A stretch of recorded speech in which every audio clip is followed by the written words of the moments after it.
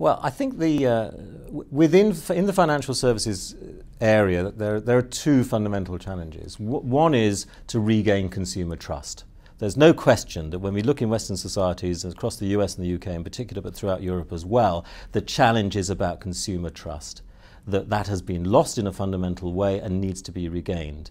Now, the value in embracing that challenge and doing something about it is the opportunity to change the nature of the services that are delivered, and in that process to start to move back into the organisation and to rethink some of the ways in which those things are delivered. So I think it has to be customer-led. There isn't any point in simply wanting to reinvent systems for the sake of it. And at the same time, there's no question that some of the core, some of that legacy will remain as being important, that the data that sits there, the consumer information, the history are the pieces that you don't want to lose. The way in which that is delivered and the opportunity to make more of it going forward, that's really where there's a lot to gain.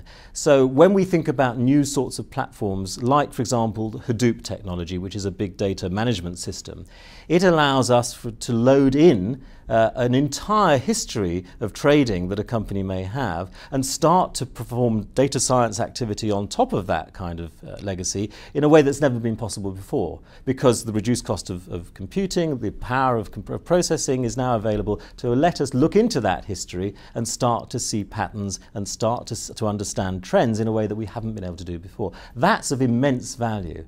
Now, in certain sectors of the financial services industry, we're seeing people moving to that very quickly.